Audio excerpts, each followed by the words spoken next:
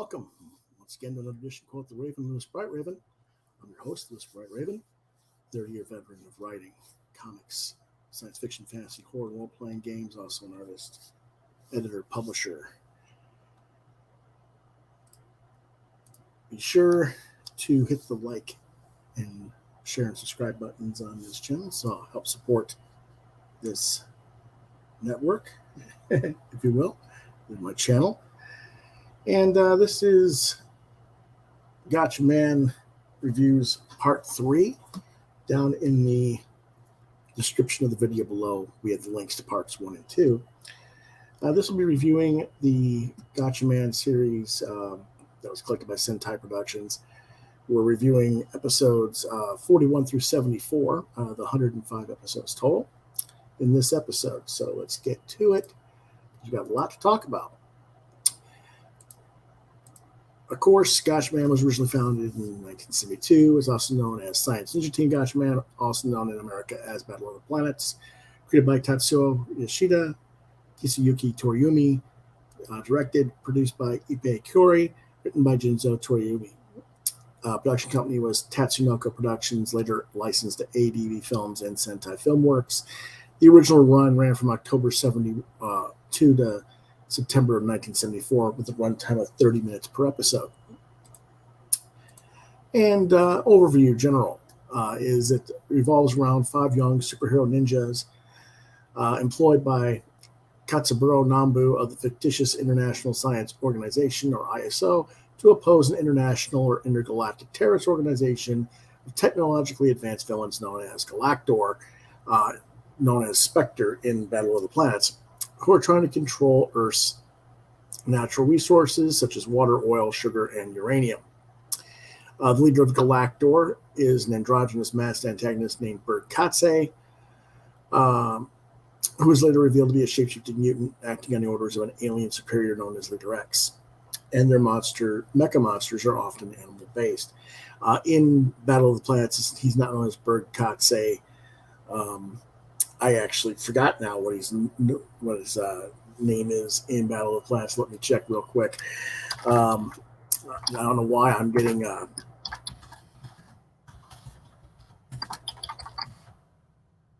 Zoltar, I guess, was probably it. Yeah.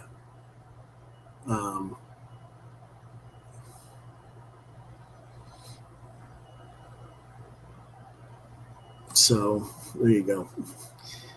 And of course, in Battle of the Planets, Zoltar is 2 characters, so to speak. There's Zoltar and Zoltar's sister, because they didn't want to do the androgynous shape-shifting part in America, as that would be too homophobic or whatever. So that's that. Alrighty. Most of the characters in the team are in their late teens, except for Junpei, also known as Kiap, who is about 10 or 11 years old. There's Ken Washio, who's a team leader and tactical expert, also known as Mark in Battle of the Planets. Joe Asakura, the second in command marksman and weapons expert, who is known as Jason in Battle of the Planets. June, their electronics and demolitions expert, who is known as Princess. Junpei Kiap and Ryu, and also known as Tiny, who is the Phoenix, God Phoenix's ship pilot. And they wear clothing showing with T-shirts ranked with their numbers that can transform into cape bird-like uniforms, battle uniforms, also known as bird-style uniforms. So they're often aided by combat pilots known as the Red Impulse Squad, led by the enigmatic Red Impulse, who was later revealed as Ken's father, and we'll talk about that shortly. I'm not going to go ahead and go through all the different things here. I'll leave it up here for a minute just for you all to read. But it's an interesting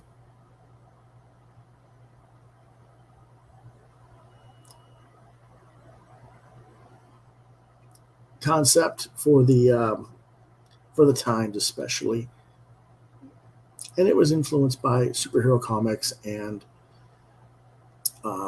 war comics of the times that the creators of this series read during World War II when the American soldiers came over to Japan in the 40s and later after occupation in the Philippines and stuff in the 40s and 50s and 60s. They were introduced to these constructs, and this is what they came up with. All right. Episode 41 is known as Murder Music. In the plot, invited by June, the Science Ninja team visits a concert by the popular rock group Demon 5, who are kidnapped by Galactor right in front of them. Galactor forces the Demon 5 to play murder music composed by Leader X. Using a sonic mecha, they start to play this music high above a city. The music destroys buildings and it drives people crazy. They attack each other and basically lose their minds. The Phoenix is mobilized, but meeting a counterattack from the mecha, they're forced to retreat for the time being. Revived by the operation's success, Katsei has Demon 5 play another version of the murder music, but this time the drummer adds sticks. He adds an extra beat in there to add a Morse code signal, which I think is funny because Morse code is used a lot in this. Like everybody knows Morse code, no matter what line of work they're in. So I think it's kind of interesting that they do that. But anyway, June notices the signal that's woven into the music, and the analysis reveals that the signals tell the location of the Galactor base where the band is being held captive at. So the team goes in the Phoenix, and the team saves the band before their execution, but they are attacked as a result by the Sonic Mecha. They receive advice from Dr. Nambu that they should emit the same exact music delayed by half a beat. This should create magnetic waves of sonic force that would bounce off each other and interrupt the mecha's abilities. So they do this, and the magnetic waves from the Sonic Mecha are interrupted, and it self-destructs. Back home safely, the Demon 5 are once again in concert, and the ninja team are listening to their performance in their civilian identities. What do I think about this episode? Well, it's a reasonably well thought out episode. I'm not sure if the solution that was thought up actually works. It probably does, but I don't think the science is wrong, but I'm not going to argue the point because I'm not really that knowledgeable about that particular science. It's an interesting play, though, on subliminal messaging and other elements of music that were a topic of heated discussion back when this episode was made in the 1970s, and whether it had a dangerous effect on the psychology of people. And obviously, they were playing up to that in this episode. I give it 3.5 stars. Our next episode is The Great Breakout Shrek Operation. During his vacation, Ryu, the team's pilot, is hitchhiking for some reason, and he asks the passing vehicle, not a car, it's actually a van, whether they can take him with them to town. But the vehicle is actually part of a Galactor plan to free prisoners from a prison. He is consequently captured by Galactor and taken along with them to the Jin Jin prison, which houses only prisoners sentenced to death that have tried to escape from prison earlier. Galactor, upon arriving at the prison, kills all the guards and has the prisoners assemble in the prison courtyard. The plan is to make them all Galactor members and help them escape, basically. Ryu is in the midst of these prisoners, but because he left his bracelet at home so he wouldn't be interrupted during his vacation, he can't get in contact with the others. Thus, he decides to go along with these people to the Galactor base, and then hopefully when he gets to the Galactor base, he can find a way to signal the others there. Learning of the incident of the prison break, however, Nambu starts planning a trick operation to ambush Galactor. Ken, disguised as the Galactor commander, takes the Phoenix, and a modified-looking Phoenix, and has all of the prisoners board the Phoenix, which is camouflaged as a Galactor transport airplane. He wants to draw information regarding the location of the main Galactor base out of the Galactor leader who came to pick up the prisoners. But Ken becomes suspicious and is consequently knocked out. The rest of the Science Ninja team, with the tape containing pieces of Katsei's voice, manage to continue the operation and fool them. The prisoners are fooled by a fake landscape built into the prison yard, and they end up right back in the same prison that they left. Meeting his friends, Ryo thinks about the one man who did befriend him in prison, who simply meant to go back home to his family and not be anymore. And he actually told Ryo, hey, get out of this while you can. You don't want to be, straighten your life out, because he didn't know that Ryo was not a criminal. It's not the most original storyline. There were numerous 1970s and early 1980s movies and TV shows with similar plots of fooling escaped criminals back into prison. But for a half-hour cartoon and what they did with it, it's reasonably respectable. I gave it 3 out of 5 stars. Episode 43 is A Romance Destroyed by Evil. When the two countries of Bien and Ameria suffer from a long war, when the two countries finally make peace, their respective representatives standing for peace, Romina and Julia, get married as a symbol of peace, because they're lovers anyway. However, Galactor is planning to prevent or destroy the marriage of the new couple to renew the war. There we go. Between the countries. So the ninja team serves as bodyguard during the honeymoon trip. Joe thinks that the man that he met at the airport, who supposedly has the same convictions as Romina, is a suspicious character, so he follows him, but loses him near an old temple. Meanwhile, Romina and Julia get on the plane and are captured by Galactor robots, who then blow up the jetliner that they were on, killing all the other passengers. As Ken and the others who are still doing bodyguard duty are following the plane on the Phoenix, and they see the rockets leave with the robots, but they lose sight of them. Joe clues them in as to what's going on, and they find the old temple. The team sneak in, but they're attacked by a dove-shaped mecha. They fight hard, but a sun ray reflected off the compact mirror weapon of June's that she drops causes the dove mecha to self-destruct as it reflects back onto the mecha. They decide to try and break into the interior of the secret base, and Ken discovers Romina and Julia, whose whole bodies have been turned into cyborgs by Galactor. He tries to offer them the possibility to escape, but they explain that they are programmed with hearts made of nuclear explosives and that they refuse to be used as weapons of Galactor's bidding, so they choose to die, becoming the reason for peace rather than to live as puppets for Galactor's will. Embracing and kissing one another, the two changed cyborg bodies are wrapped in a lightning as Ken and the others flee to safety as they blow themselves and the base up. What do I think of this episode? Well, the truth is I wanted to see more of the cybernetic transformative process that Galactor's been using, because it's been something they've done before. And I just, that interested me as a visual. I'd like to see how they did that. They didn't really show it enough. So I would have liked to have seen that. And I don't really understand how their deaths would represent peace. But anyway, this is one of those rare Galactor wins. Galactor gets pretty much what they want out of this in the end, I think, with the death of the two. Even though supposedly they died in peace and the two countries didn't escalate back into war. You'd think that they would have, but they didn't. But, it's the way it is.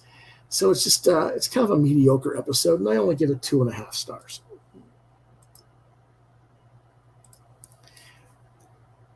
Episode 44 is Galactor's Challenge. Galactor Mecha Archaeo attacks Moroi City, but Nambu judges that the Science Ninja team is no match for the Mecha's shockwave, and therefore they don't receive orders to mobilize. Even when an announcement challenging the team sent by Galactor arrives, the Ninja team only gets an order to stand by. Well, this frustrates the team, and they ignore Nambu, who tries to stop them, and they mobilize. But when they confront the Mecha, they end up in a very dangerous situation where they're hit by the Mecha's shockwave, and they're about to be destroyed when they're saved by Red Impulse, who, of course, got mobilized by Nambu. Frustrated and angry that they had to be saved, and that himself for not having the patience to wait, Ken yells at the angry Nambu, who's pissed off at him, and says it's fine with him if the bracelets are given to Red Impulse Squad. He's like, forget it. I don't even want to do this anymore. Very bratty. The Red Impulse commander asked Nambu whether it would be possible to hand Ken and the others over to him for more training. Since Nambu has grounded them and says they're not going to be doing anything anyway, he concurs and sends them with Red Impulse for training. So the teams go to the Impulse secret base, which is located in the South Sea, for they're going to receive special training from Red Impulse. Ken and the Red Impulse commander keep repeating the exercise of quickly pulling up with their planes. And when I say quickly pulling up, I mean they're heading straight for a cliff and pull up before you hit the cliff type thing. The other four watch Ken do this with sympathy, thinking he's being pushed too hard. But in reality, Ken is actually happy, feeling like he's being with his father, even though he keeps protesting and not showing his appreciation for what's going on. For the others, the other Red Impulse members push them to further physical exertion and challenges. A lot of running, a lot of different agility tests, stuff like that. In the middle of the training, however, they're kind of worn down and resting for a period. Ken throws some rocks on a pond, and he sees the waves caused by a pebble thrown into the water, and Rio, and he suddenly realizes and understands the aim of this training, namely to invade the center of the shockwave. He explains he understands this, and he tells Red Impulse Commander that they're ready to leave now, that they understand what they got to do, as an announcement of the next attack by Archaeo is received, so the Phoenix departs with the Red Impulse Squad. By breaking through the shockwave and throwing bombs at the mecha inside, they manage to make it explode and defeat the mecha. Ken, accompanying the Red Impulse Commander, does not know that the Red Impulse Commander is his much sought-after father. But there are mentions that, by others that it looks like those two get along. What do I think of this episode? It's a reasonably done episode, though I do think it's nuts that Ken hasn't figured out that Red Impulse Commander is his father at this point. But, whatever. 3.5 stars. Episode 45, The Sea Lion Ninja Team in the Night Fog. The plot: a secret ISO mining facility has been targeted by Galactor for its special ore that has more energy in it than uranium does. The ISO wants the GATCHAMAN team to go out and get the ore before Galactor, but Nambu instead tells them that the workers are more important. So the team mobilizes with rescue ships to the island, which is covered in fog year-round and has hundreds to thousands of sea lions living on it. Galactor has already started attacking the island by the time they get there, though, and the workers are trapped in the inner facility, unable to escape. So the team sends Jinpei in their G4 tank underwater to the island to do recon work and try to get the workers and help them escape. Jinpei befriends the sea lions, who are starting to flee the island as Galactor goons make landfall. Jinpei realizes that he can help the workers flee if they swim with the sea lions out to the rescue ships. By the time Katsu realizes what's going on, and even though they have captured the island and the ore, he does send troops after the fleeing workers, and the rescue ship is taken captive. Katsu threatens to kill all the workers if the GATCHAMAN team doesn't show itself. So they appear in the dome atop the Phoenix, but the moment that Galactor aims their guns at them, the baby seal that Jinpei adopted jumps into the sea. This distracts the goons just enough by the noise of the splash, and the team seizes the opportunity to launch a counteroffensive, and they succeed in rescuing everyone and reclaiming the ore from the mecha. This is a good Jinpei-focused episode. It's a nice showing that the kid is effective as a operative on his own, and that's not something to sneeze at, because a lot of times he's looked at as a little kid and not really the full-fledged member of the team that he truly is. This is a good episode overall, and I give it 4 stars. 46 is GATCHAMAN in the Valley of Death. A defecting Galactor agent escapes with important information about all Galactor's bases and their locations and plans to sell it to the ISO. He just happens to arrive, however, at Ken's airfield while Ken's working on his plane, and forces him to try to fly him somewhere by gunpoint. Because Ken's plane is a single-seater, he is forced by the agent to take a different plane, so he can't transform into the G1. During the flight, Ken seizes an opportunity, however, and tries to take away the man's gun. Unfortunately, the gun fires off and the bullet hits a wire in the tail fins of the Cessna that they're flying, making it impossible to control the plane, and the plane begins to take a nosedive.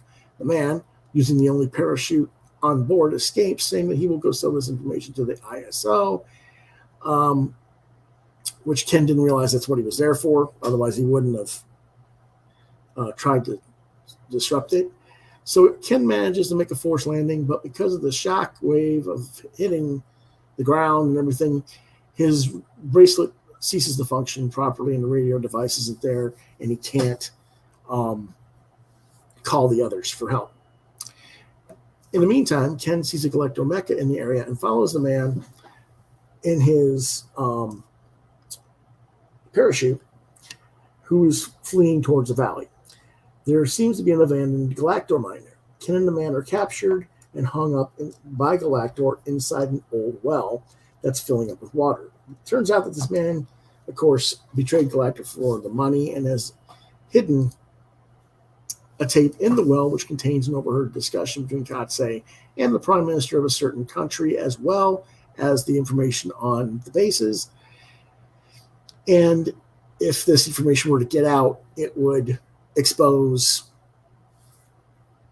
many of Galactor's secrets. So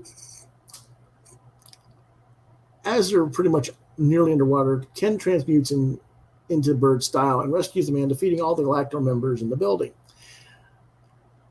But during an explosion occurring at the time, the man who has now seen Ken's true face and has followed him is badly hurt.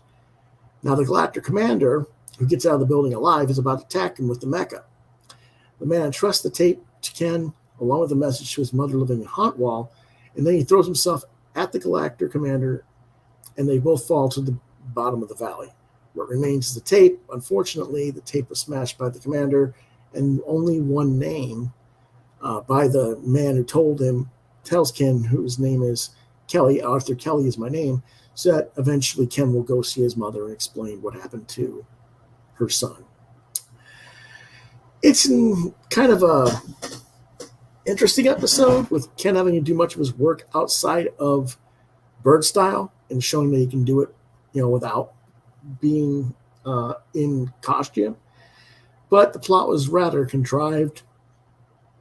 Too many convenient moments in this episode to get to the way it ended. And frankly, both characters should have died by Galactor's hands. As such, I give it a rating of 2 stars. Episode 47, The Devil's Airline. In order to finish an Ultra computer, the ISO director Anderson himself is hand-carrying the core of this computer in his private jet to the research institute at the Jital Plateau. Galactor has anticipated this and starts to make a move in order to steal the component before it reaches the research institute. The GATCHAMAN team in the Phoenix takes over the guard duty for the director's private jet, but the disguised Katsei is already taking the place of a stewardess in the private jet. Katsei eliminates the pilot and has a plane flown to the Galactor base, guided by radio waves. Director Anderson notices the disaster and transmits a Morse code signal with the radio attached to his seat. Ken and the others receive the signal and immediately follow the director's machine with the intention of getting it back. But they end up being led to the Galactor base. Just before arriving at the base, however, the director escapes using the ejector seat in his chair And he has the core of the computer in the chair with him as the computer falls, as the chair falls into the base and the computer component falls out. The GATCHAMAN team and the Galactor members start a fight for the case, but through better teamwork, the GATCHAMAN team gets the component back. Having gotten back the director and the component, they blow up the Galactor base and escape and head towards the Research Institute in Phoenix. This is one of the weakest episodes in the show. Director Anderson could have escaped on his own long before they arrive on the base by using his escape seat. Katsi would not have been able to stop him, and the team would have been much better able to protect him and the component much more easily. And the component would have been wrecked in the fight as well because it's a computer component. It's like I'm trying to think of the word. Not a SIM card, because they didn't make them that small, but it's that kind of a component card that you put in the back of the computer drives, and so it would have been, getting shot at and moved around roughly and stuff, and even in a protected case, it would have probably gotten wrecked. So it's kind of dumb episode. So I only give it 1.5 stars. Episode 48, the camera Iron Beast Shutter Killer. Galactor plans to use the Shutter Killer mecha to copy data from the ISO institutions and then destroy those institutions. Basically what this does is they have a weird camera that can somehow read everything in infrared, write down everything, and still copy all these things, which it doesn't make much sense, but okay, it's cute. The ISO institutions are then attacked one after another as they hit the beam with their Shutter Killer beam and get the information and then blow it up. The GATCHAMAN team guards an institution which is the most likely to be attacked next, and shortly pretending to have been defeated, Jinpei follows the mecha in the G4 tank. He finds the Galactor base in the middle of the desert and goes on digging into the earth with his G4 tank, while the other 14 members follow him and sneak in. But when they enter the base, they find that the G4 machine has been left unoccupied. So they start looking for Jinpei and find a factory which restores all the copied ISO data, and they're basically building all this stuff the ISO has already created for themselves. That's what Galactor's doing. Splitting up, they continue to plan bombs to destroy the factory with and look for Jinpei. However, Jinpei has been taken along by Galactor in a spaceship, which is supposed to transmit rays from the mecha. Jinpei is saved, and then the factory is destroyed, but Katsi gets in the mecha and escapes. However, attaching a wire to the mecha, Ken and the others follow him. And Katsi wants to shoot at them with the mecha's electronic laser flash. Ken notices the plan and throws his boomerang into the shutter part of the mecha, and it causes the mecha to not be able to open the shutter fully, and the laser hits its own interior, and the mecha blows itself up. And somehow, even though you get this huge massive explosion, his boomerang returns to him. With a damaged hull for the Phoenix, the team returns to base. This is another rather mediocre episode. It's better than the Devil's Airline, but it seems like the writing is going through a rough patch with some rather lackluster episodes at this point in the show. I give it 2 out of 5 stars. Episode 49, The Fearsome Mecha Dakuga. The team is accompanying Nambu, who came to ISO headquarters for a conference. Jinpei is outside the headquarters, and he discovers a car that's really cool looking. But when he looks inside, he sees the emblem of Galactor on the steering wheel, and he realizes that there's something going on. So he hides in the car and goes to the Galactor base with the agent who gets in the car and drives off. But when he tries to get into contact with the others, he gets captured. Meanwhile, in Nambu's office, a message from Katsi arrives saying that he'll blow up all the ISO buildings unless the ninja team hands over some data regarding newly discovered uranium ore. Despite knowing that it's a trap, Nambu mobilizes the team. Of course, they then realize that Jinpei is missing, and they don't know where he's at, and they're like, oh crap, we're in trouble. Heading towards the location agreed upon, the Phoenix is attacked by missiles from a mecha.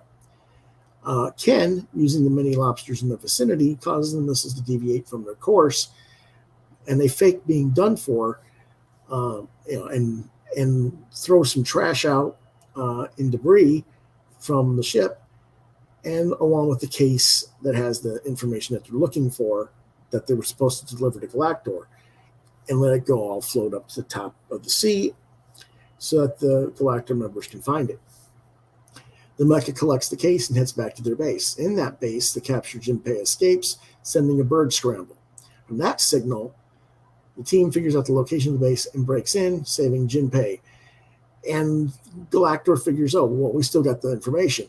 They open the case, find it's empty, so they press the switch to blow up all the ISO buildings. But through a trick of Jinpei, that signal has been cross-switched, and instead the Galactor base explodes instead of the ISO buildings. Jinpei feigns to know nothing at all about what has just happened, when the other 4 team members are very much astonished at the base blown up, because they didn't have time to set up any explosive and blow it up themselves. So they're like, and Jinpei's like, not me, no big deal. This is a step up from the last 2 episodes. It's another decent Jinpei-focused episode. I think when the writers decide to do a story where he has to show his mettle on his own, they do try to do a really good job. When you keep in mind that he's only 10 years old, then you realize he's quite a little badass for who and what he is. This is a 3 out of 5 star episode. Episode 50, Trachodon, the dinosaur skeleton. In the country in Diria, droughts and heavy rainfalls occur every year. In cooperation with the ISO, a plan to build a dam in the hinterland to create lots of arable land is being made. But through mysterious events which are happening again and again around a shrine, which will be inundated by the dam, the plan is only progressing very slowly. At long last, the Trachodon skeleton appears. So the GATCHAMAN team gets an order to investigate, and they sneak into the country. Events like landing transport plane explodes on the runway that Phoenix was supposed to use, but they chose not to, show the handwriting of Galactor's involvement. Jinpei and Ryu, staying at a cheap motel, get caught up as suspects in a murder case, and they have to flee. Ken hears that the murder might have been connected to the fact that a golden coin has been found at the construction site. He thinks that the picture carved into the coin shows an underground passageway to the shrine, and they go out there to investigate the shrine. While escaping police pursuit, Ryu and Jinpei sneak into a Galactor base built in the cellar of the shrine and learn that the purpose of the Trachodon is to have people stay away from the missile construction plans that are being conducted at the base. So Ken and the others sneak in from the street, and together they destroy the missiles. They blow up the control mechanism for the Trachodon and defeat the Galactor members, all while the local police try to show up and they see everything taking place, but since they were not welcome as agents by the local government, and they had to sneak into the country, the ninja team have to knock out the police officer and then let him take credit and depart the country on their own. Then, just as Katsuya arrives in Indiria, the base explodes right before his eyes. This is a dumb episode all around. Not much going on here. They never really resolved the murder. They don't. It's all kind of dumb. It's a 2 out of 5 episode. Episode 51, Cataroller, the Revolving Beast. The GATCHAMAN team follows Nambu's orders to go to Huntwall to spend some free time there. Only Ken doesn't trust these instructions. He thinks that there's another reason why they're there. At that moment, while he's relaxing in a lounge chair, a man in a white suit that is being pursued by the local police appears, and Ken helps that guy escape. But when they hear from the police commander that the man is a Galactor agent, the GATCHAMAN team is on alert. However, Ken's like, no, I don't think that the guy I humped is really Galactor member. While flying his Cessna, Ken is attacked but saved by the Red Impulse commander. The man in the white suit turns out to be Red Impulse commander. He asks Ken for help to get some legal proof. Legal proof that the defense minister of the country, Hotwall, has concluded an agreement with Galactor. And he explains to Ken that he spent the last 10 years trying to stop Galactor's plan, abandoning his family to do this. Hint, hint, Ken. Hint, hint. The two sneak into the mansion of the defense minister and get their hands on the film proving the agreement, but they are discovered. The Red Impulse commander tells Ken to get the film to the country's president, and as they split up. The following day, when they come to the presidential manor and hand over the film, the Galactor Caterroller shows up right in the middle of the president's birthday party. He picks up the mansion, lifts it into the air. But through the efforts of the GATCHAMAN team, the people have already escaped, and the Mecha, having failed to assassinate the president, flees. Ken hears from Nambu that he can finally meet his father once the next mission is completed. Ken walks off, his heart full of longing thoughts. What I'm thinking is, we're going to get the reveal that it's his father finally. And of course, this means the death of a tragic character is forthcoming. It's a good setup episode, but how will it pay off? 3.5 out of 5 stars. Episode 52, Red Impulse's Secret. To be able to see his father. Carrying this wish in his heart, Ken follows the whereabouts of the Caterroller Mecha. Before him, somebody is shot and wounded. It turns out that Sabu, a friend from his childhood. When Sabu says he saw his father in Hotwall, they both go back to Hotwall. In Nambu's office, however, Katse makes a bold appearance in disguise. He leaves, saying that if the world does not surrender to Galactor on Hotwall, the V2 plan will be realized. This is a terrible plot to make the Van Allen belt descend with a special rocket, and with the Van Allen belt lowering into our atmosphere, it'll extinguish mankind with radioactive flames.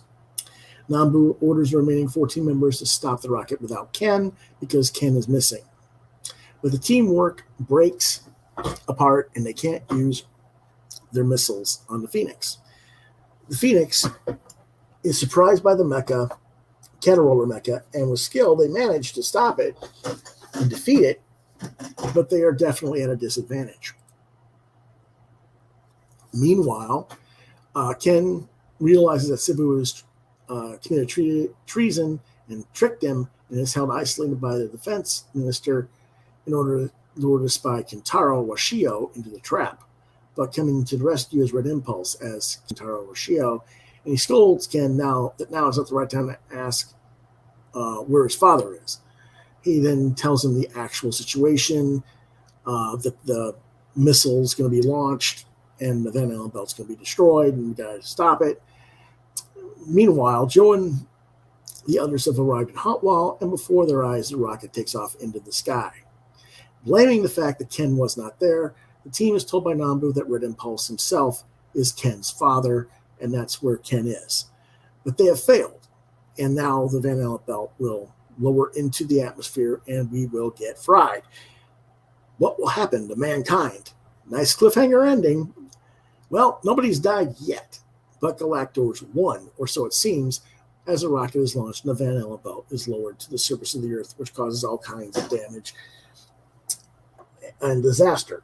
It looks like the writers who were writing this part of the season were focused on writing this specific arc, and that's why a lot of the earlier episodes leading up to it were less quality. This is a 4 out of 5, and it could easily be a 4.5 star episode.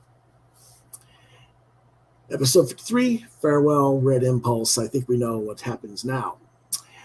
The Galactor rocket explodes in the Van Allen belt, and humanity enters its worst crisis ever.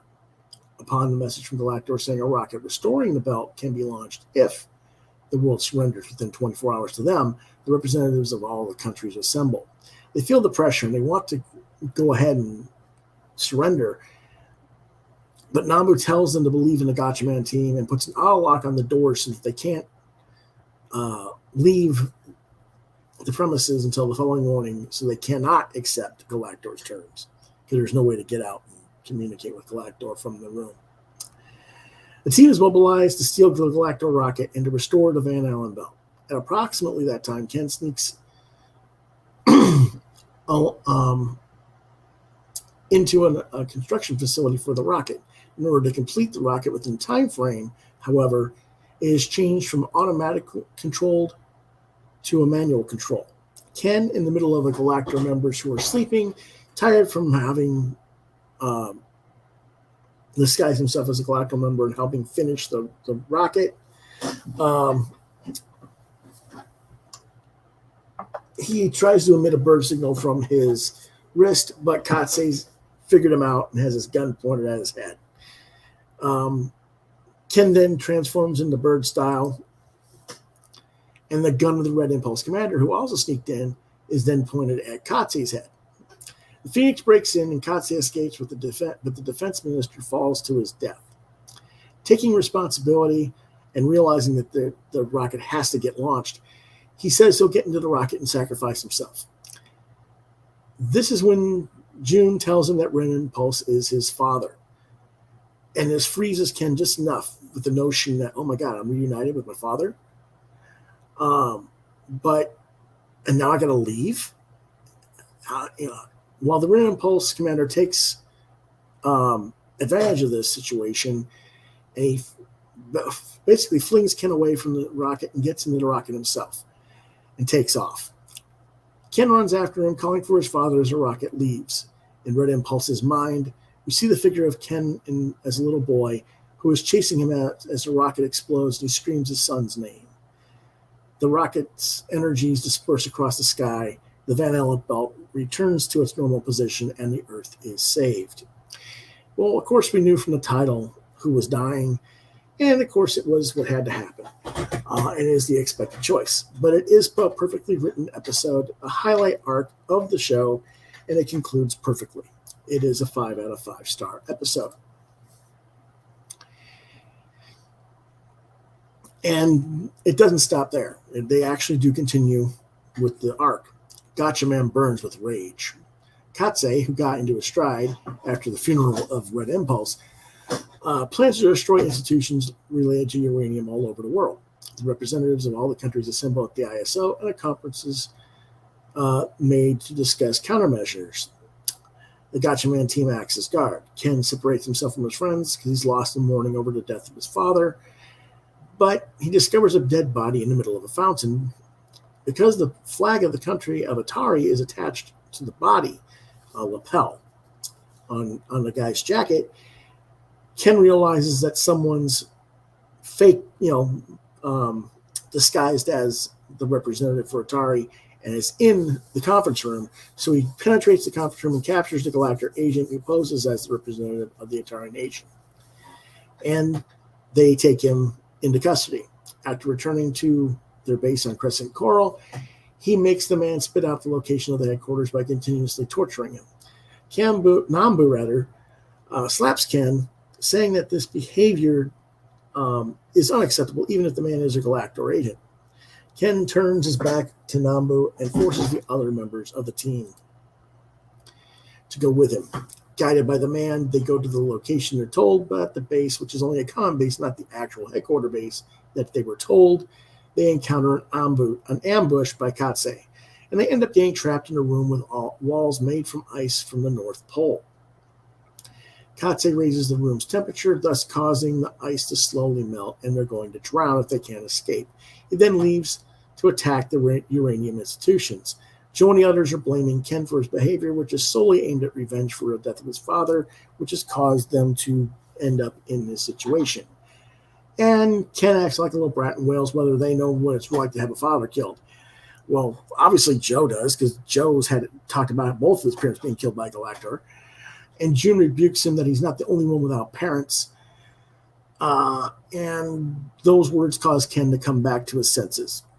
He figures out a means for them to escape, and they escape from the ice chamber and blow up the base. They then pursue the Galactor mecha in the Phoenix and demolish it with their missiles, and Ken apologizes for his behavior. This is a good aftermath episode.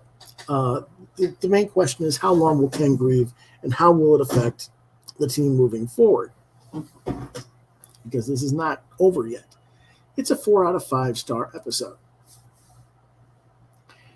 Episode 55 is the daring mini submarine plot. Galactor threatens the world with a threat of mass pollution of the oceans unless the Science Ninja team surrenders themselves to Galactor. Pretending to agree, the team goes to the predefined area in the sea, but when they blow up the approaching mini submarines, the pollution matter streams out and the Tarushia Sea ends up being polluted. Ken discovers 3 tankers which seem to control those mini submarines, and using his own mini submarine located in the Phoenix, he sneaks into one of these tankers. There, cleaning work is done for the returning mini submarines so that they don't have all the pollution on them. Ken, however, is discovered by Galactor. He defeats them and heads towards Katse's whereabouts, but in the meantime, the tankers are transformed into a huge tanker which emits a magnetic force attracting the God Phoenix, whose skull starts to crack. When I say the hull, I mean the outer hull of the ship. Ken pulls the control lever. Katse, activating the self-destruct on the tanker, escapes to a passageway beneath the floor. Ken pursues him, but Katse escapes in a rocket, as he always does. Ken and the Galactor members go out to sea as the thing explodes, but the pollution matter is following them and flowing out of the tankers, and it's fast approaching them. As the pollution matter touches them, the Galactor members each start deteriorating quickly and they die. By a hair's breadth, Ken gets picked up by a mechanical arm outstretched from the Phoenix and gets out of the water and escapes the danger. Luckily, however, the Galactor cleaning capsules that were on the tanker also get released in the sea. They're not destroyed in the explosion, go figure, and they neutralize the pollution and return the sea back to its former normal beauty. This is a decided downgrade from the previous arc, but we can't expect all 4 5-star episodes like we did in the last few episodes. Like I said, I think they just focused on that real arc and then kind of had some lackluster episodes on before and after. I do wish this had more to it in terms of the plot. The pollution that decomposes all living matter is a frightening concept, and they did a beautiful job showing the fish and other sea creatures and the Galactor members decomposing. It's a good idea. It's just not as well executed as the Red Impulse story. So we'll give it 3 out of 5.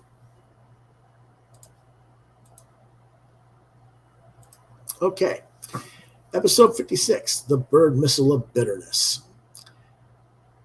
June is somewhat inexplicably being chased down on her motorcycle by a motorcycle gang, one that is secretly a Galactor Blackbird ninja team for Galactor. When she gets cornered, a childhood friend of hers named Koji, who's a champion stunt biker, arrives and disperses the gang. As they part ways from one another and say they'll meet up again sometime, it is revealed that he is actually the commander of the Blackbird squad and is on the way to blow up a missile base of a certain country. When he wants to install a time bomb, or when he goes to install the time bomb at the base, however, the figure of June and the way he encountered her crosses his mind, and he leaves the base without installing time bomb. June sees his figure, however, and reports it to Nambu. She vehemently disagrees that Koji is a Galactor member.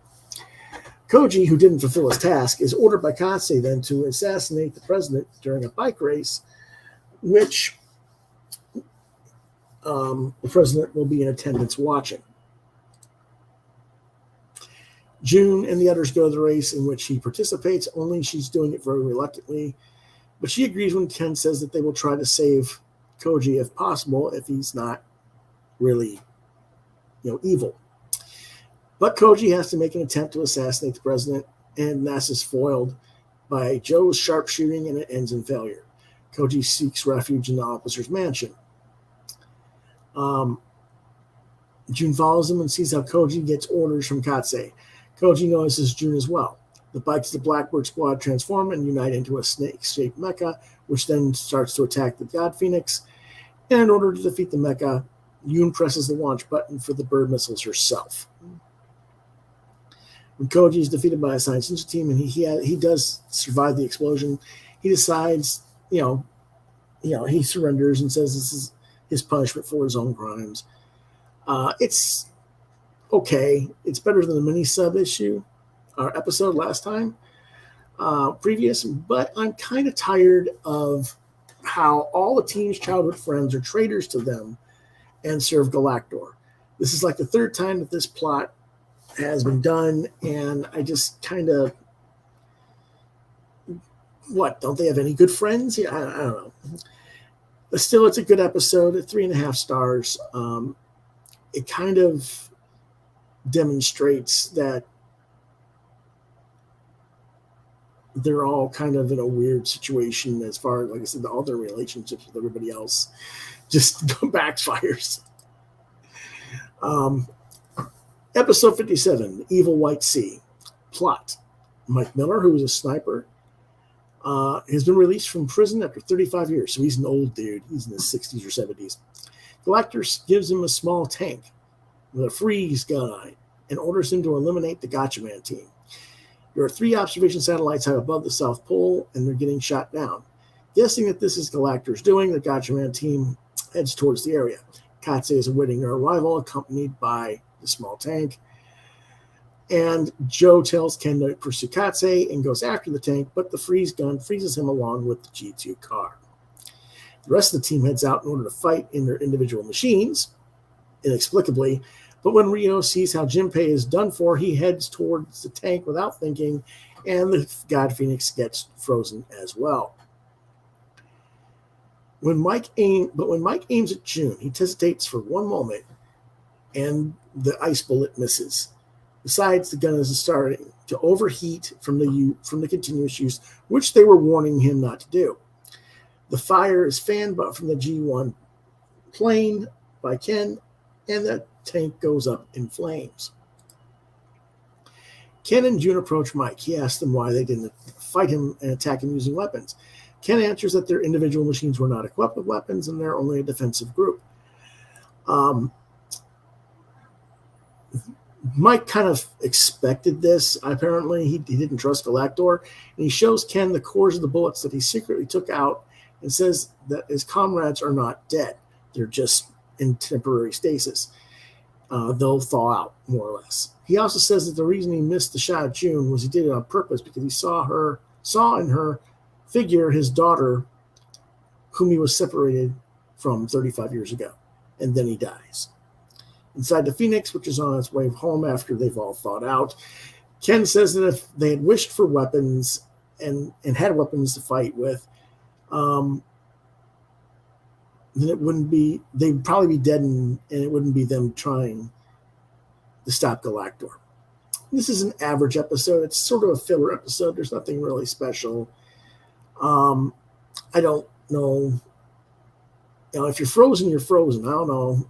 Yeah, it's kind of a weird thing. Anyway, 3 out of 5 stars. Episode 58, Hell's Mecha Buddha, or Buddha. It's supposed to be B-U-D-D-A for Buddha, but that's how they spelled it. Anyway, the jet cutter, which is the machine developed by the ISO to gain energy without causing pollution, is stolen. Nambu gives the order to recover it to the team. However, an out-of-character Ken opposes him, asking whether they should have to pay for the faults of the ISO because of a lack of reason, which makes him think that he wants to attack the enemies of his father and get revenge. Like I said, he isn't quite over it yet. Jinpei starts crying at the argument between the two men, which is kind of dumb because, yeah, he's 10, maybe 11, but he's shown a lot more mettle in past episodes and shouldn't be getting upset. When Ken sees this, however, he reluctantly agrees to be mobilized. Ken and Joe enter the cave where the Mecha Buddha disappeared and are attacked by Buddha statues serving as surveillance devices. Ken ignores Joe, who suggests they should return to the Phoenix for the time being, as Ken runs towards the interior. Joe tries to follow him, but he is hindered by the fire being spouted by the Buddha statues, which I'm not sure why he is offhand, because the bird-style uniforms are fireproof. Anyway, and we'll explain that later on in the show. We didn't know that necessarily in this episode, but we'll get to it. Ken discovers the Galactor base and the Mecha Buddha in the interior of the cave, but he gets knocked out unconscious when he touches an iron grating, which sends a high voltage into his body. When Ken wakes up in the Phoenix, Mecha Buddha has already left the base and is already heading towards the uranium mining factory. They pursue the Mecha Buddha, but the jet cutter is loaded aboard the Mecha and it spouts furious, continuously heat of 40,000 degrees Celsius from its four faces on each side. And the Phoenix has to fight really hard against it. And they, can they actually stand it, even in the Firebird form? Now, Ken decides we're going to use the multiple Firebird form and lets the jet cutter shoot without pause, which causes the Mecha Buddha to self-destruct because of overheating. On the way home, Ken apologizes for being hot-headed because of his desire to fight the enemies of his father. And Joe tells him if they defeat Galactor one by one, Ketsi will be cornered and we will get him. Now, wait a minute. Since when can the team split the God Phoenix fire form into each of their individual vehicles? This is completely new, and it doesn't make sense, and it completely contradicts with how things have worked right along. And I hated this episode. I'm only going to give it 2 stars. No. Episode 59, The Secret of the Mecha Factory, or Monster Mecha Factory, rather. A fishing boat is in the vicinity of Ghost Island and becomes an eyewitness to a big ray and cuttlefish mecha. Afterwards, it is swallowed by a huge water spout and is shipwrecked. On Nambu's orders, Ken and June land on the island and start to investigate. But as night falls, the two of them see how the previously defeated Galactor mechas appear, and they explode as they are swallowed by the giant water spout. They're convinced that there has to be a mecha factory somewhere making these things. They defeat Galactor members who have come searching for intruders and take their place and sneak onto the base. At the base, Dr. Akawara and his assistant Akamura are about to explain the new mecha Coma King to Katse. Ken tells June to contact the Phoenix, and then he gets into the Coma King mecha. But June follows him, sneaking in as well. Phoenix fights hard against the water spout created by Coma King. But Ken and June destroy the power generator of the mecha, and the mecha starts to fall. Ken catches Katse in the command room and brings him back to the Phoenix, and he thinks they finally got him, fulfilling a wish he's had for a long time. He pulls the mask off of Katse, and it turns out that it's Nakamura. Katse had already escaped. When Ken weeps tears of anger, as the words of his father seem to resound in his mind ear, encourage him that, yes, you'll get him, just take your time. Be patient. It's just an average episode, though. The fake-out capture of Katse at the end with the reveal that it isn't Katse, I don't know. It makes sense because Katse's a master of disguise, but it just doesn't work out that well for me. I don't see where they had the time to put Nakamura in Katse's outfit. But it is what it is.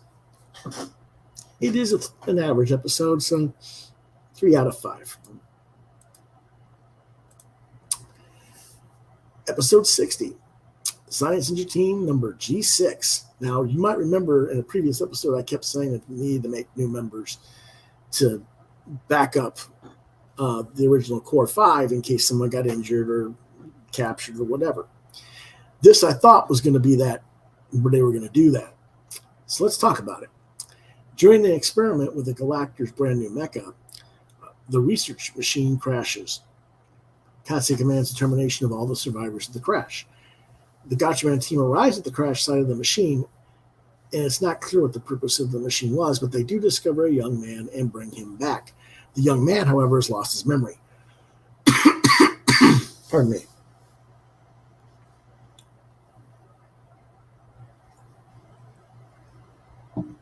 He and Jinpei become good friends, though, as the guy's healing from his injuries. But when the name of Galactor is said, the young man shows a strong reaction and freaks out. He goes out riding in a motorcycle together with Ken. They are attacked by Galactor, and from that shock, the young man remembers the location of the Galactor base, the weak points of the mecha, and that also he himself was a Galactor agent. Ken wants to go confront the mecha and take the young man with them. The young man declines,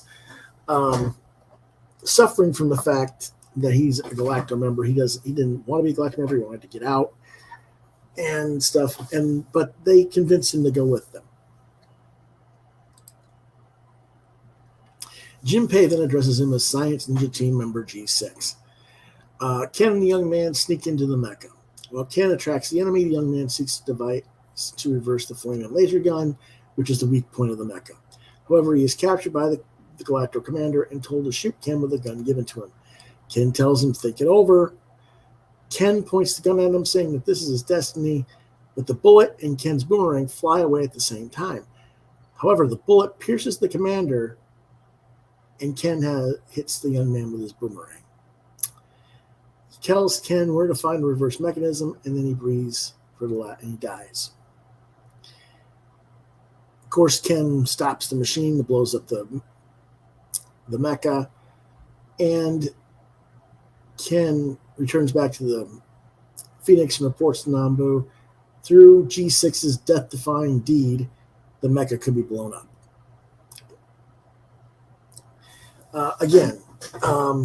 After my comments in the past episodes of this show, where I said the need of reserve members, this was something of a disappointment that they didn't make him, a backup member of the team, and they have him die. It's kind of a, I don't know, red herring, I guess, but oh well, it is what it is. 3 out of 5 stars. 61. The Phantom Red Impulse. Ken is flying over the country hot wall in his G1 plane, and he is shocked when he sees 3 Red Impulse planes. The figure in one of the machines is undoubtedly his father, who's supposed to be dead. When the Red Impulse commander asks him whether he should lead Ken to the new base, Ken gets into contact with Nambu and tells him what's going on. Nambu says, no, don't go with him, but without listening to Nambu, he heads towards the base anyway. Nambu orders the Phoenix to investigate what's going on in reality and sends him out to find Ken. However, the Phoenix encounters a new mecha without the G1 on board, and it gets caught and is brought to a Galactor base. Ken asks Red Impulse why he didn't let him know that he was alive. Red Impulse answers that it was because he was looking for the new Galactor headquarters. He says that he would have liked to have, but he's found all this information and where to get it. And I'm going to give you a briefcase. Give it to Nambu. It'll contain information on the location of numerous Galactor bases. It'll weaken their power base.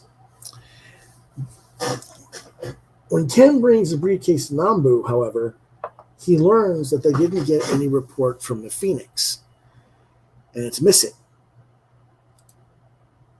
In order to make sure of the real intentions of Red Impulse, Ken goes back to the base.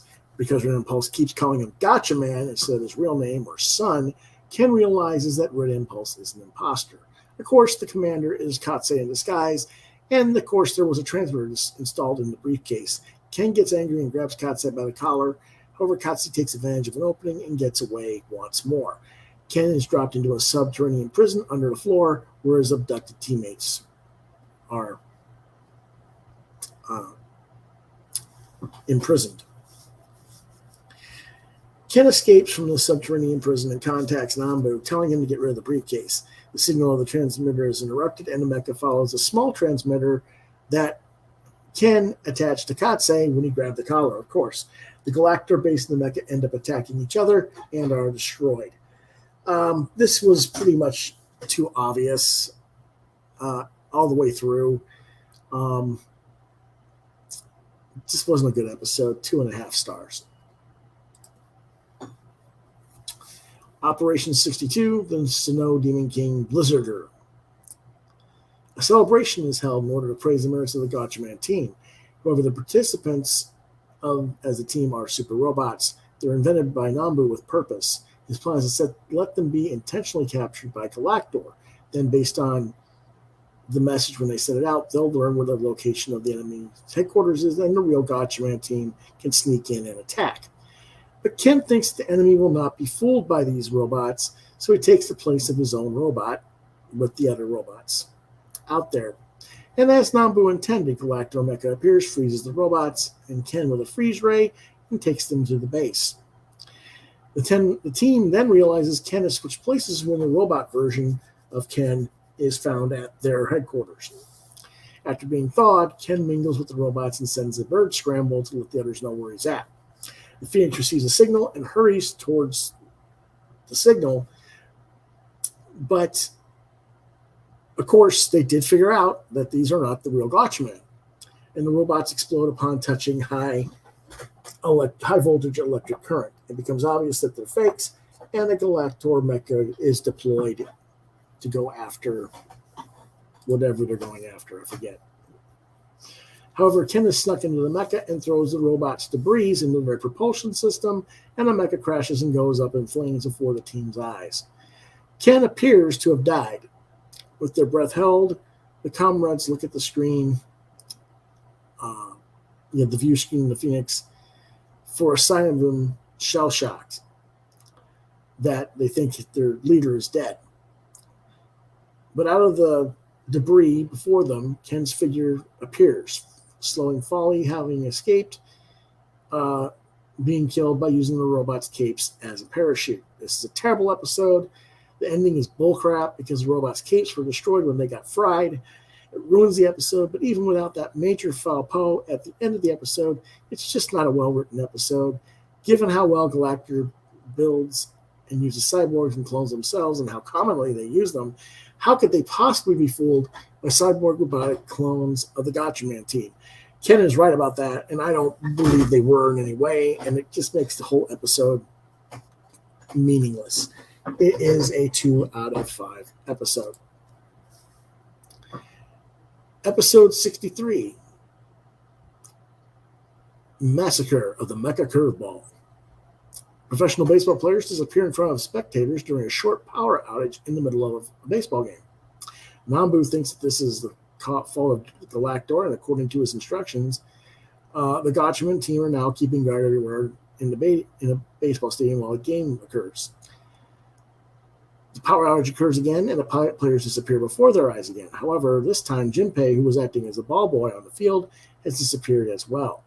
The remaining 14 members try to go investigate the ground thoroughly in the middle of the night, but suddenly the surface of the ground break open and Ken and June fall into a secret subterranean base. They are made to inhale some gas, and they're knocked out, and they're taken to a holding cell where Jinpei is awaiting them. He wakes them up, and he says that the players are brainwashed by some sort of drug by Galactor, and they're receiving special training to become Galactor members. The three of them then escape from the cell that they're locked in. And Katse tells them that during a match this evening, under a floodlight, a hydrogen bomb might explode. It would be capable of blowing away the entire country. Then he escapes. Ken contacts Nambu and says, "We got to find that bomb. It's somewhere in the stadium." Joe and Ribu start to search immediately for the bomb on the surface, but the game has already begun. They can't stop the baseball game. They can't evacuate anybody. So it is what it is. Ken defeats the Galactor commander, and the Galactor commander explains that if a home run hits the back screen, the fuse will be activated. Of course, a home run ball gets hit, and Joe and the others try to get the ball so it won't hit the back screen, and all four of them miss their aim. However, the ball finally gets knocked away just before hitting the back screen and falls to the ground, pierced by Ken's boomerang. Another very dumb episode. It was obvious how the players disappeared, and impossible in the manner that they do it, because if the whole baseball diamond opens up and swallows the team, even in no stadium lights shown, it's a blackout, you can pretty much figure out what the hell happened. But it's like, you're close enough to the damn field in the spectator seats to realize what's happened. So I'm not keen on this episode either. It's another 2 out of 5 episode. Episode 64, A Christmas Present of Death. A year earlier, the northern country Flambell escaped from the rule of the dictator General Samore. But Galactor, who backs Samore, appears in the mansion of the Prime Minister and tells him that either he obeys and gives the country back to Samore or everybody dies. The scientific team then arrive through a secret back door. On the Peace Memorial Day, presents are distributed to the children by the governor. But the Somisa group, a group of street urchins, which Jinpei has met in his civilian form around while they're doing reconnaissance, had their presents stolen by children from the upper city quarter.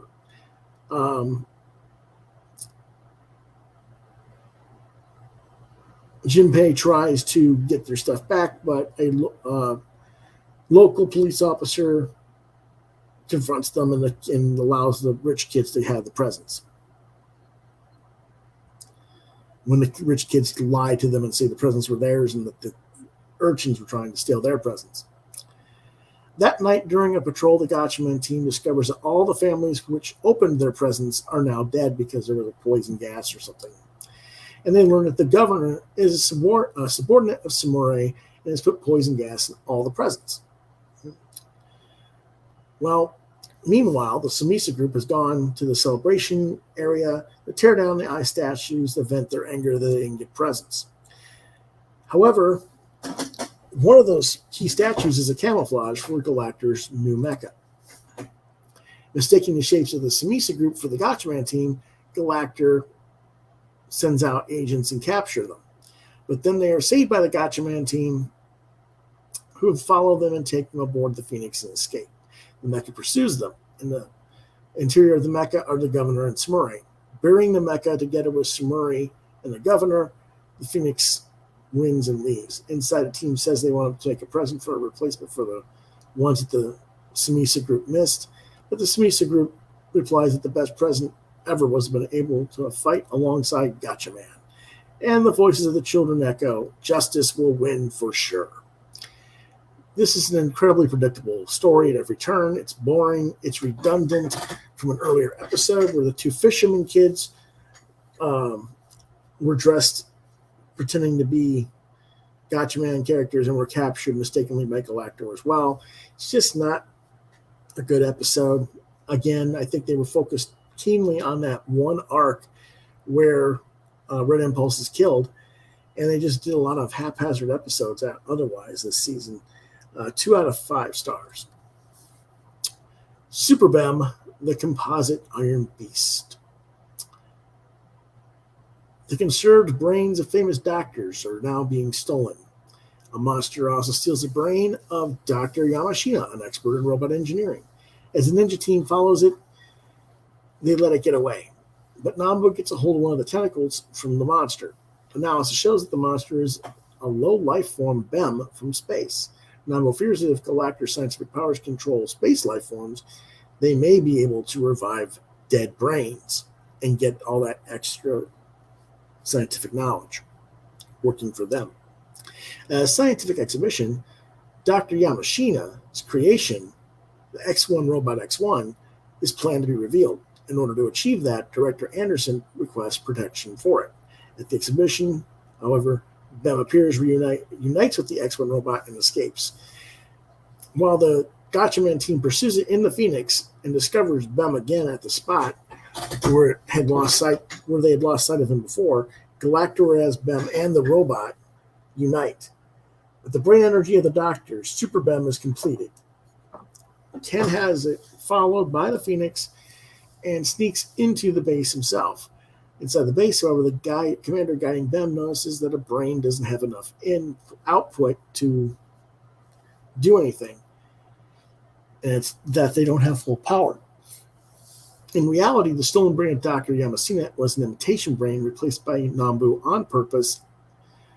So Ken sneaks in there and destroys the energy source for the Bem that has been having failed. Katse orders the self-destruction of the Bem, and the BEM and base explode together, and the Phoenix, uniting with the G1 and plane, escapes the explosion using the Firebird. Lots of potential for the plot, but it's rather on the execution. I would think that if the brain was dead, they would notice much sooner, or the brain was bad, rather. They would have noticed much sooner than they did, and therefore a lot of the stuff that happened wouldn't have happened. I don't know. It's an okay episode, though. 3 out of 5. Episode 66, The Devil's Fashion Show. The queen of the country, Monarens, is a big fan of the GATCHAMAN team. And every year she donates big amount of money to the ISO to help support them.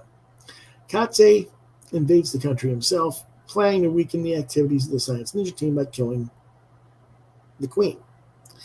Elsewhere, it is predicted that a galactic assault may take place during the fashion show in the country that she has every year, and the Science Ninja team are asked to be put on guard duty. Ken and the others sneak into the country as common tourists. In the middle of the night, while Ken and Joe are investigating the surroundings of the palace, they are bathed in fire by finger ring bombs of some ominous figures. Ken, thinking that it is difficult to evade this attack, intends to take over and learn the technique of a roller game. Think like roller derby, which is a very popular sport for the Monarens country. Meanwhile, June sneaks in and becomes a model. Gets hired by a model by the designer responsible for the fashion show, and takes over that to get into the palace. However, shortly thereafter, Katse and the Devil Stars, who are the ones who had the finger bombs, take the place of all the participants except for June, because June left the building to go transform into her bird-style self and show herself to the queen. They've entered the palace, and she notifies the queen that the Science Ninja team will always be at her side. In the final stages of the show, the designer announces an original design that's about to be revealed, and it turns out to be the Devil Stars. The queen, beleaguered by the Devil Stars, she's surrounded and captured, more or less. And, of course, Katse is the fashion designer, but she calls the name of the Science Ninja team as the Fashion of Justice. As a result of the finger derby training, the ninja team evades their finger ring bombs of the Devil Stars and defeat them. Katsu sees that he's at a disadvantage and calls a mole tank and escapes again by himself. This is one of the stupidest episodes of the series so far. The team practicing roller derby whipping and team moves was so lame, and I don't see why they went there. At first, I thought they were inspired by the 1970s movie Rollerball, but that isn't the case because the movie came out this episode came out 2 years before the movie did. So I don't know exactly where the roller derby stuff popularized in Japan or how they got the idea to do this, but it was dumb. I'm being nice to give it 1.5 stars. It's really more like a 1-star episode. Episode 67, Mortal Blow, GATCHAMAN Fire. Bird Katse, opposed to Leader X's orders to destroy the mantle plan of the ISO, asked whether wouldn't it be better to conquer Earth after the mantle plan was finished. X promises Katse the rank of President C and lets him start the operation, but behind his back, as Katse leaves, X laughs and says that Z is the symbol for murder. In other words, you ain't going to get shit. I'm going to take you down. I run this organization, not you, punk. Anyway, institution of the mantle plans are attacked one after the other by a jellyfish mecha. If that's the plan, why are we letting... Yeah, I don't know. It didn't make much sense. The Phoenix faces it, but the missiles have no effect on the jellyfish mecha. On the contrary, their launching ramp gets hit. The team attempts to escape with the multiple Firebird, but mines are released upon the Phoenix and it is wrapped in flames in no time at all. The Phoenix makes a forced landing in the desert, and ultimately the Phoenix explodes and the ships are all destroyed and they barely get out alive. With the So they've completely been defeated by this new mecha. Meanwhile, they get back to their home base, and the reconstruction of the Phoenix is being carried out by the ISO technicians.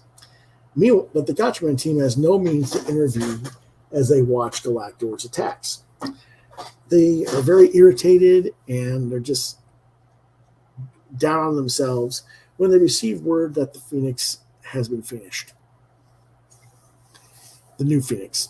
Each of their individual mechas has now been outfitted with new weaponry, which is interesting, seeing that, back a few episodes with the old man Sniper Miller, the reason that they survived is because they didn't have weapons.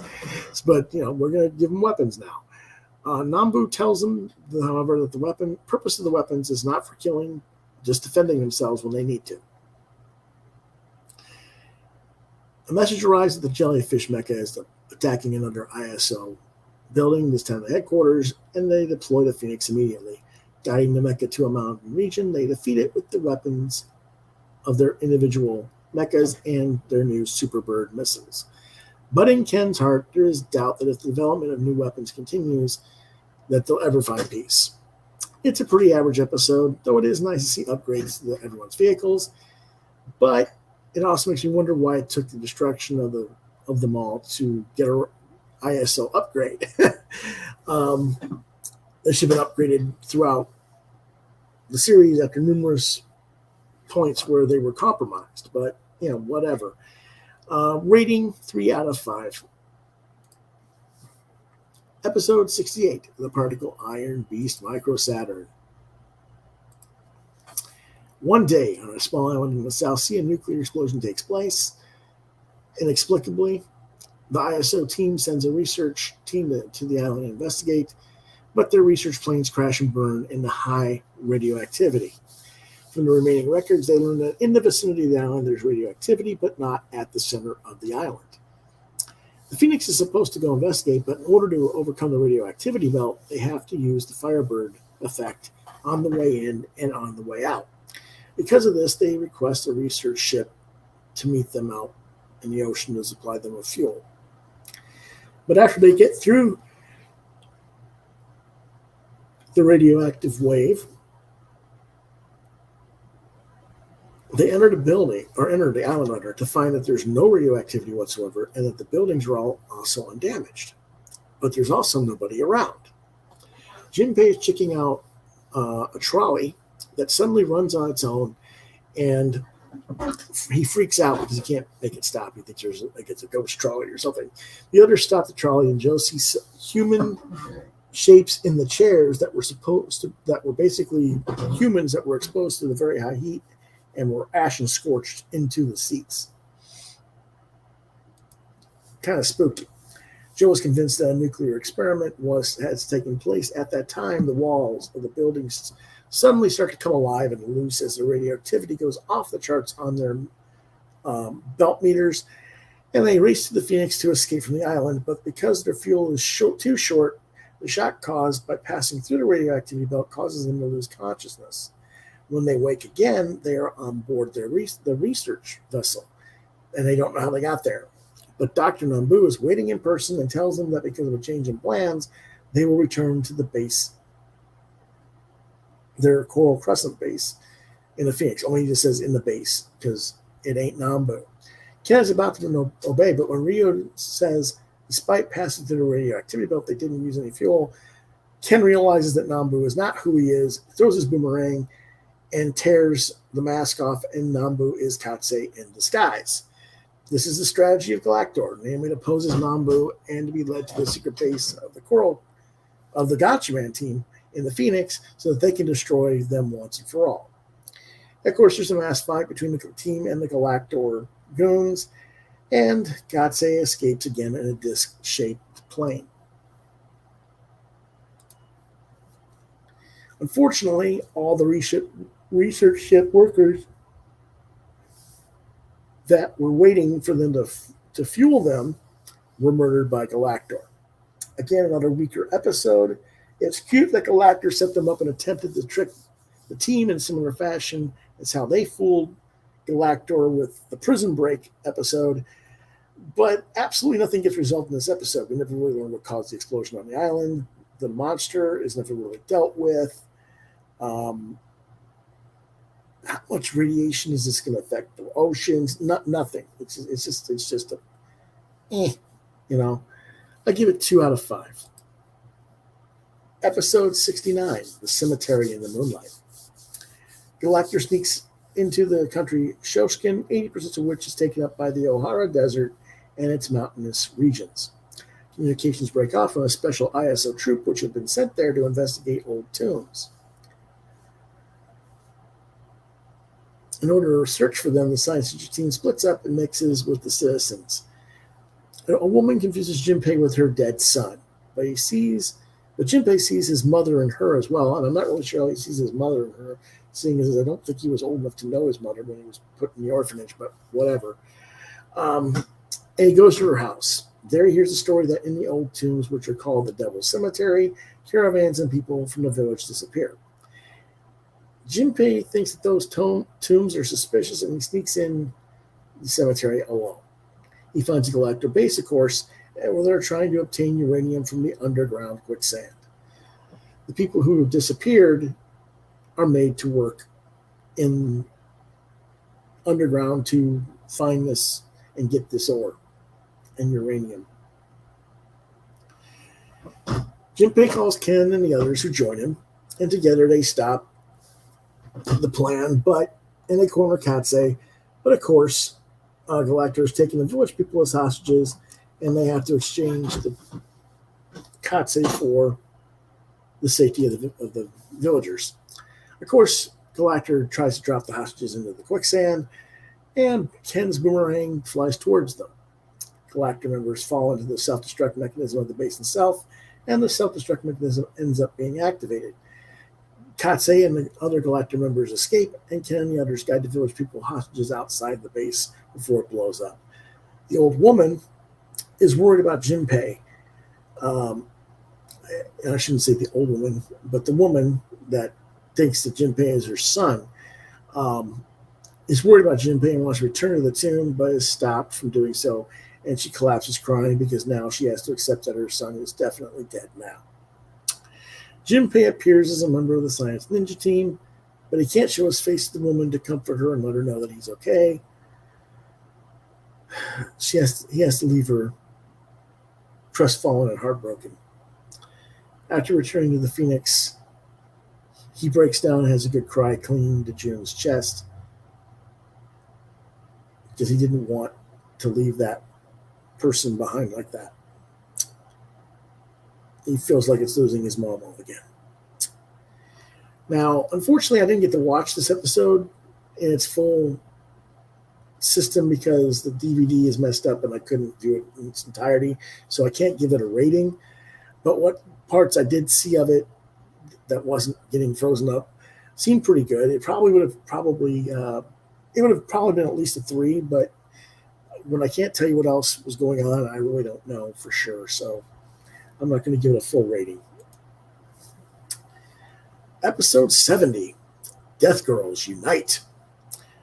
Mummified corpses keep being found all over the place. Since these attacks continue, Nambu orders the science team to find out the cause of it.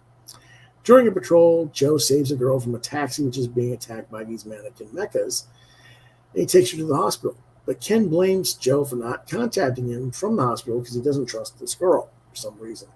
So Joe returns to the hospital and sees the girl running away from the hospital room. He also sees a nurse who has been assaulted and is mummified. Uh-oh, maybe Ken was right. Joe follows the girl. The girl notices and her face shows a slight smile. Ken, who has received a message to come to the hospital, not from Joe, but from the hospital, brings back a piece of plastic from the bed the girl was lying in. There he receives a message from Joe saying the cemetery of the puppets before breaking off. Connecting the plastic piece to Joe's message, the ninja team goes to the mannequin dumping place. However, June and Ryu get captured by Maya, who is the girl that Joe saved from the taxi and who's the one who controls the mannequins. Through Ryu's bird scramble, Ken and Junpei sneak into the base and save the other 3 members. Then they defeat the mannequins. As Maya flees, however, Bird Katse confronts her. Maya was supposed to be allowed to leave Galactor if she succeeded in terminating the ninja team. Because she failed, though, Katse shoots Maya and walks away saying that it's never possible to leave Galactor alive. The mask falls from Maya's face, and Joe realizes that she's the one that he saved.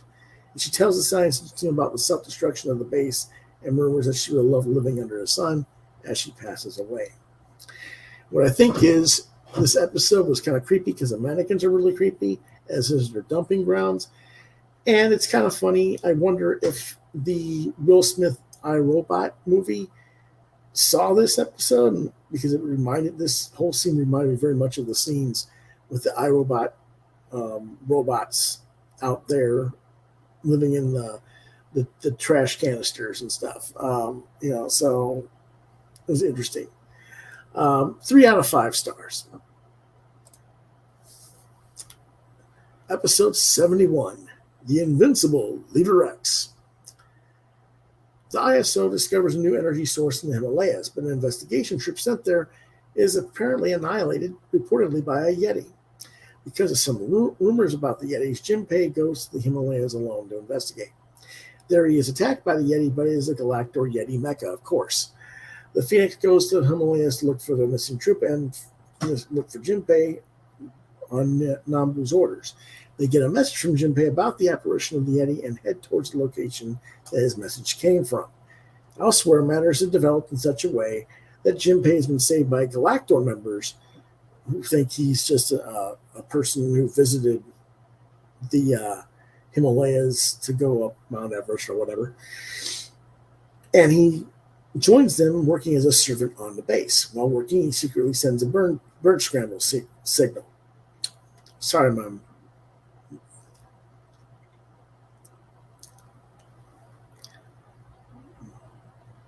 Getting stuttery today all of a sudden.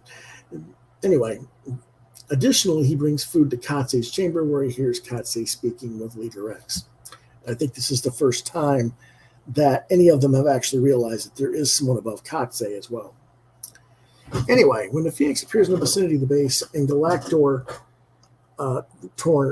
turns towards it, attacking with missiles and flamethrowers. However, because of Ken's tactics, the Phoenix keeps doing repeat passes over them, and all the racket, while they're being continuously being shot at, causes an avalanche, and the base is hit hard and buried. The Phoenix breaks into the base. Ken and the others corner Katse once again, and Ken tears away Katse's mask, and Katse covers their face, and from behind them, X appears with a flash and introduces himself as the ruler of Galactor.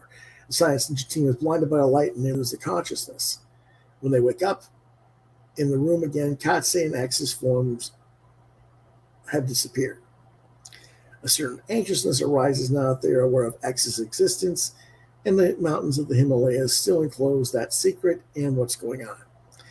Given how much X doesn't seem to like Katse, X goes to great lengths to keep him alive.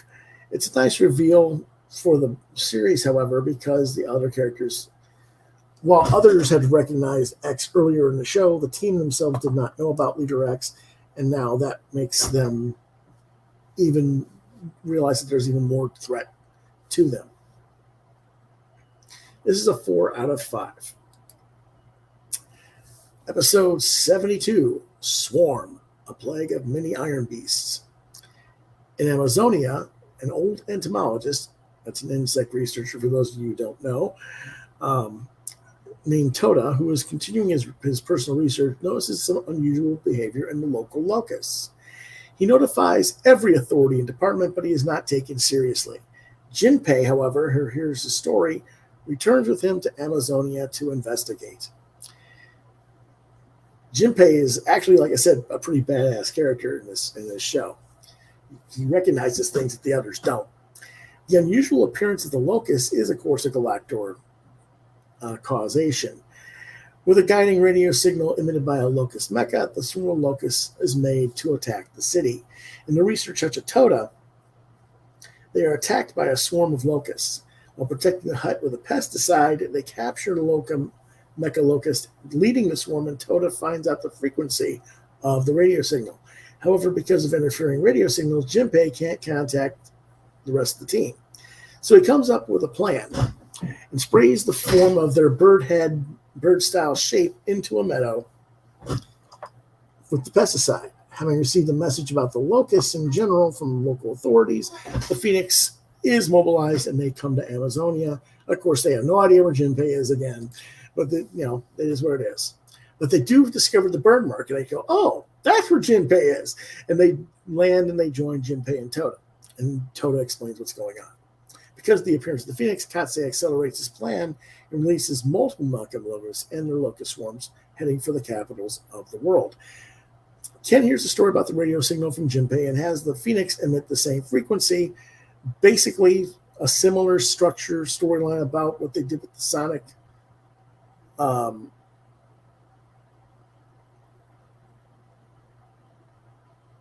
array that was destroying their ship, and Nambu told them to do it, hit them with the same sound, only a little bit behind, and it'll cut out the thing. That's kind of what they're going on, the same principles here. He lures the locust swarms released into the world back towards the sea and blows up both the mechas and the locusts with a rocket. Only the GATCHAMAN team, however, will ever know the true credit belongs to that old scientist Toda, who piled up years of research and was ignored by everybody. This is not an episode that would play on my disc correctly, so I don't have a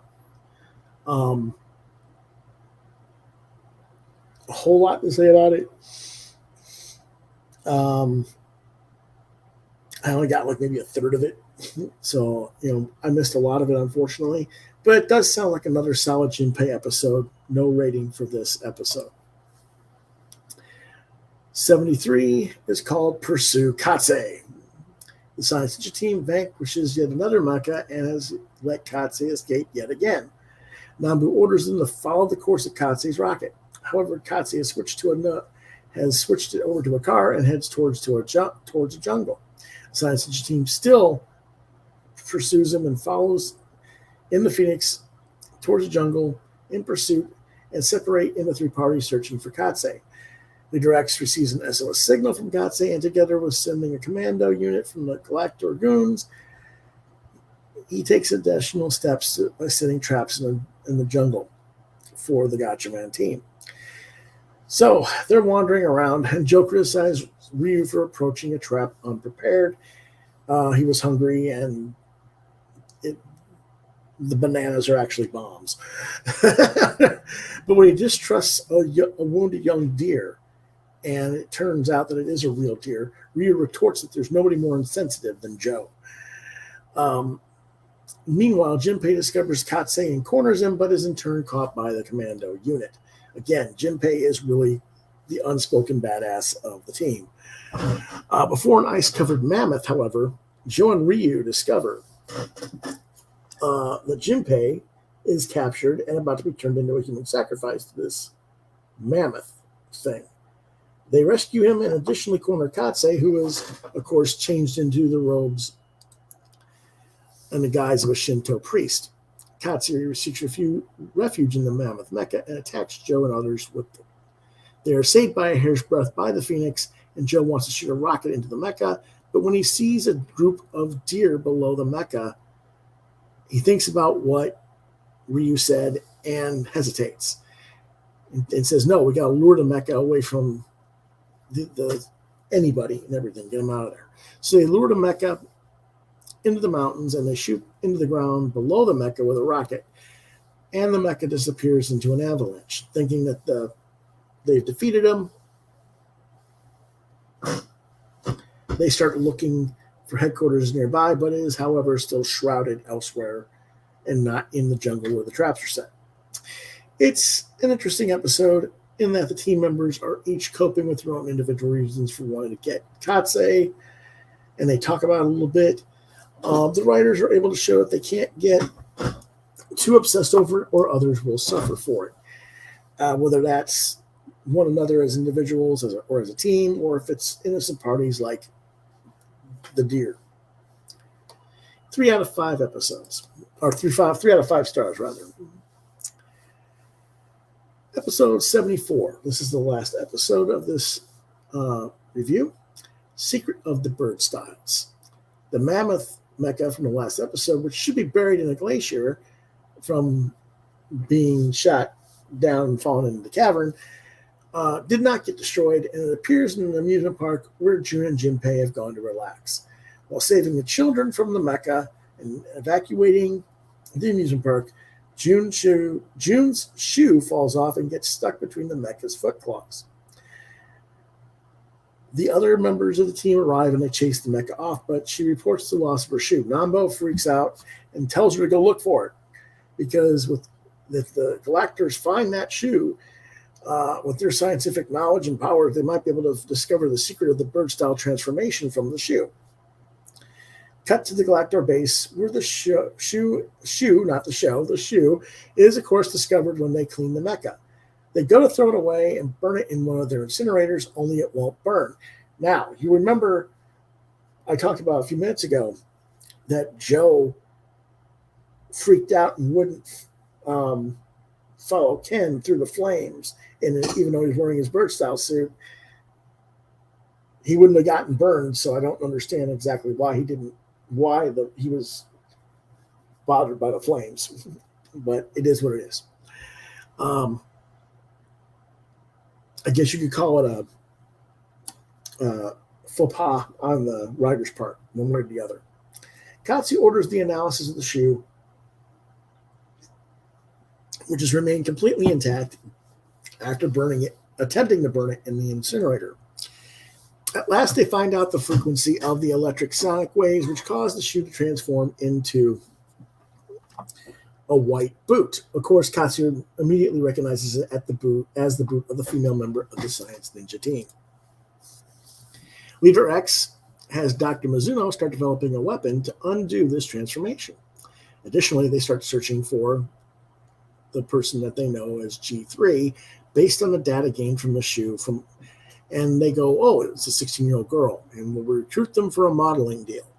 So June, who is depressed about losing her shoe, she hears about this talent, this model search, and she realizes that it's a trap, but she goes and applies for it anyway. The female Galactor commander, who has captured 4 other candidates besides June, puts them all to sleep with gas and transports them to a Galactor base. June pretends to be sleeping and transmits a bird scramble signal.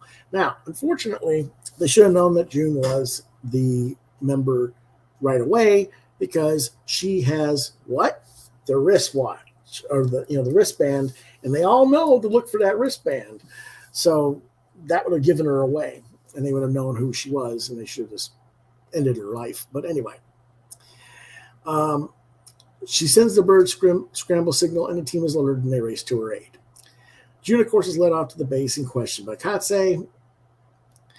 But when it's almost too late and her identity is about to be revealed, the Phoenix shows up and attacks. June seizes this opportunity and saves the girls, recovers her shoe, and gets into the ship, the Phoenix, and transforms into her ninja self. And Katse fires the rockets at the Mammoth Mecha, but because of the guiding system built in by Ken, the rockets return and the base explodes together with the mecha. If I'm being honest, this is the episode I remembered the most from my childhood. For some reason, I always remembered that scene in this episode where the shoe transformed into the boot. And this was always one of my favorite episodes. Only I thought it was going to be part of the earlier episode with the fashion galas, where June was pretending to be one of the models, or in one of the episodes where she got captured in the amusement parks elsewhere, which is the snail mecha ep from our part 1 review. I always loved this episode because they explain the transformation of the sonic electro signal for the bird style change. And it is basically one of my top 5 episodes of the series. This is a 4.5 out of 5 star episode.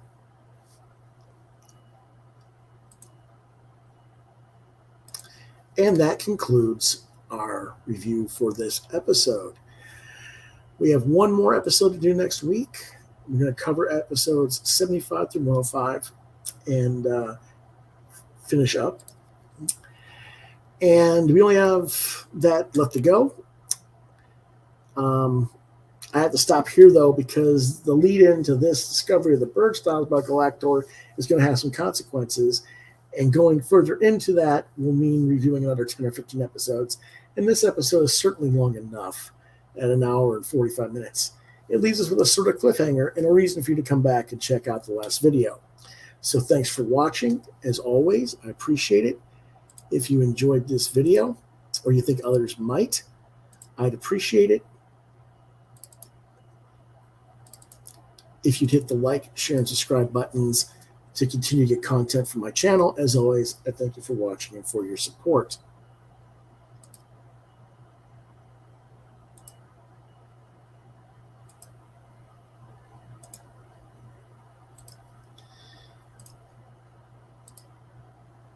In the meantime, if you want to reach out to me on social media, I'm at Facebook at Lewis.BrightRaven, at Twitter at LewisBrightRave2. You can find my artwork at deviantart.com/BrightRaven. You've been watching Quoth the Raven, Lewis Bright Raven, exclusively on YouTube. If you have questions, comments, you can reach to me an email, quoththeravenlbr72@gmail.com. And if I don't reply to that one or talk about your questions or comments here on the show, try lewisbrightraven@yahoo.com. And I just got a thumbs up from Bobby Nash. That was that sound that you just heard, that nice notification sound. Anyway,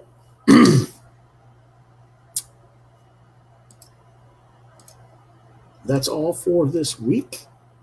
We will see you, or not this week, but for this episode.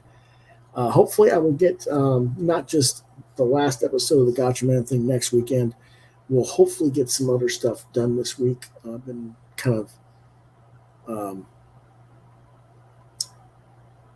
not distracted, but occupied with other things the last week, some doctor's appointments and stuff. So anyway, I hope you guys have a great Father's Day, all you fathers out there, and thanks for being here.